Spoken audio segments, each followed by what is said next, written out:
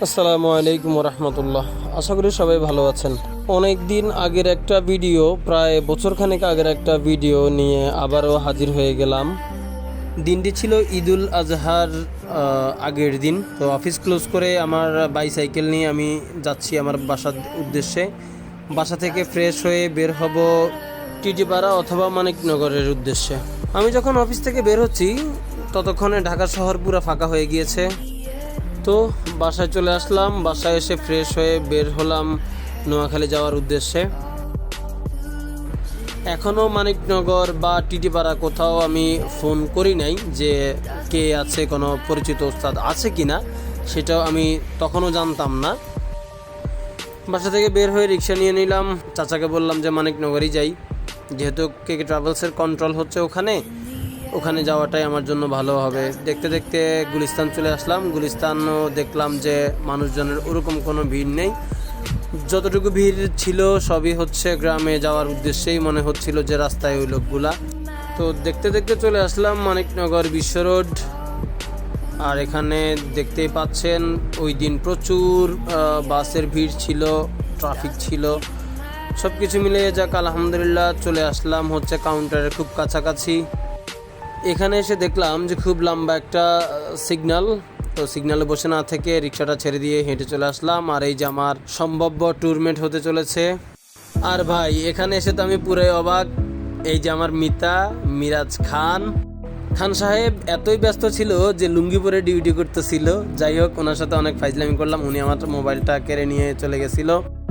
যাত্রীর চাপ ছিল প্রচুর, কিন্তু কাউন্টার ম্যানেজার আমাকে হতাশ করেনি। একটা সিটের আমাকে ব্যবস্থা করে দিয়েছিল, তাও আবার আমার প্রিয় পাইলটের সাথে, মানে মিরাজ ভাইয়ের সাথে। আমার এই হচ্ছে আমার ট্যুরমেট পেয়ে গেলাম আলহামদুলিল্লাহ।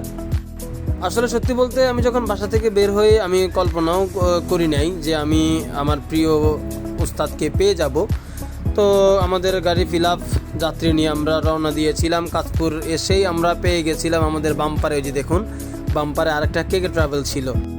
তো দুই ভাই তাদের আপন গতিতে ছুটে যাচ্ছিল নোয়াখালীর উদ্দেশ্যে, সাথে আমি।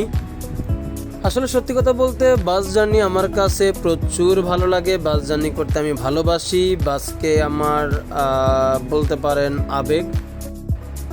তো অনেকক্ষণ হচ্ছে বাম্পারে রাখি ওই কে ট্রাভেলসকে। বাম্পারে রাখার পরে আমরা ছেড়ে দেওয়ার পরে কিছুক্ষণ ওদের বাম্পারে আমরা থাকি। সেটা কিছুক্ষণ পরে দেখতে পারবেন। আসলে মনে করেন নিজেদের ভিতরে খেলা। সামনের যে বাসটা সেটাও আমাদেরই ব্যানারের বা প্রিয় ব্যানারের। আমি যেখানে আছি সেটাও কে ট্রাভেলস প্রিয় ব্যানার। তো নিজেদের মধ্যে একটু হাড্ডাহাড্ডি লড়াই বলা যেতে পারে।